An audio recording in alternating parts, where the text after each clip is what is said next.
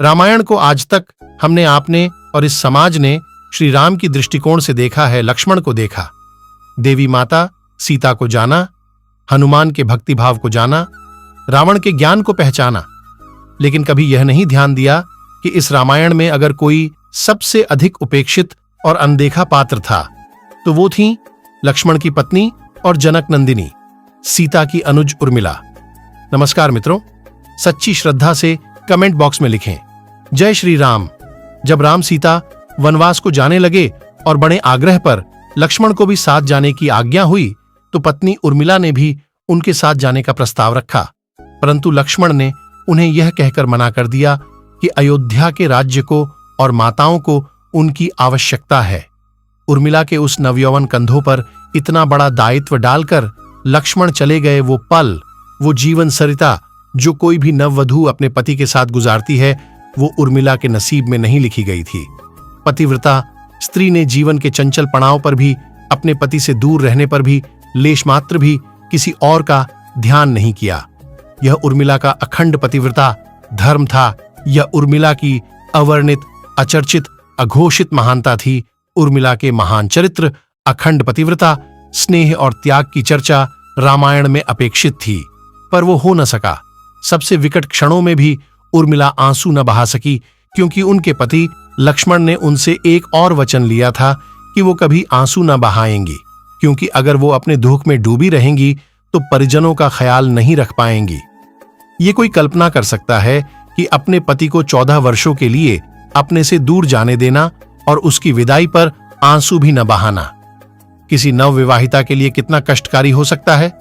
कितना हृदय विदारक पल था वो, जब परम पूज्यनीय महाराज दशरथ स्वर्ग से धार गए, पर वचन के सम्मान रखने के लिए उर्मिला तब भी न रोईं। महाराज जनक अपनी पुत्री को मायके अर्थात मिथिला ले जाना चाहते थे, ताकि मां और सखियों के साथ में उर्मिला का पति वियोग का दुख कुछ कम हो सके, परंतु उर्मिला ने मिथिला जाने से सादर इनकार कर दिया, ये कहते हुए कि अब पति के परिजनों के साथ रहना और दुखों में उनका साथ न छोड़ना ही अब उसका धर्म है। बहुत से लोग इस बात से परिचित हैं कि अपने वनवास के दौरान भाई और भाभी की सेवा करने के लिए लक्ष्मण पूरे 14 साल तक नहीं सोए थे। उनके स्थान पर उनकी पत्नी उर्मिला दिन और रात सोती रहीं, लेकिन यह बात बहुत कम लोग जानते हैं कि रावण के बेटे मेघनाद को यह वरदान प्राप्त था कि जो इंसान 14 वर्षों तक ना सोया हो, केवल वही उसे हरा सकता है। इसलिए लक्ष्मण मेघनाद को मोक्ष दिलवाने में कामयाब हुए थे। रावण के अंत और 14 वर्ष के वनवास के पश्चात जब राम, सीता और लक्ष्मण वापस अयोध्या लौटे, तब वहां राम के राजतिलक के समय लक्ष्मण जोर जोर से हंसने लगे।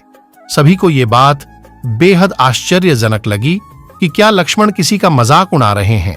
जब लक्ष्मण से इस हंसी का कारण पूछा तो उन्होंने जो जवाब दिया कि ताउम्र उन्होंने इसी घड़ी का इंतजार किया है, लेकिन आज जब यह घड़ी आई है तो उन्हें निद्रा देवी को दिया गया। वो वचन पूरा करना होगा जो उन्होंने वनवास काल के दौरान 14 वर्ष के लिए उन्हें दिया था। दरअसल निद्रा ने उनसे कहा था कि वह 14 वर्ष के लिए उन्हें परेशान नहीं करेंगी और उनकी पत्नी उर्मिला उनके स्थान पर सोएंगी। निद्रा देवी ने उनकी यह बात एक शर्त पर मानी थी कि जैसे ही वह अयोध्या लौटेंगे, उर्मिला की नींद टूट जाएगी और उन्हें सोना होगा। लक्ष्मण इस बात पर हंस रहे थे कि अब उन्हें सोना होगा और वह राम का राजतिलक नहीं देख पाएंगे। उनके स्थान पर उर्मिला ने यह रस्म देखी थी। एक और वाकया ऐसा है जो यह बताता है कि लक्ष्मण की विजय का मुख्य कारण उर्मिला थी। मेघनाद के वध के बाद उनका शव राम जी के खेमे में था। जब मेघनाद की पत्नी सुलोचना उसे लेने आई, पति का छिन्न शीश देखते ही सुलोचना का हृदय अत्यधिक द्रवित हो गया। उसकी आंखें बड़े जोरों से बरसने लगीं। रोते रोते उसने पास खड़े लक्ष्मण की ओर देखा और कहा, सुमित्रा नंदन, तुम भूल कर भी गर्व मत करना कि मेघनाद का वध मैंने किया है। मेघनाद को धराशायी करने की शक्ति विश्व में किसी के पास नहीं थी। ये तो 2 पतिव्रता नारियों का भाग्य था।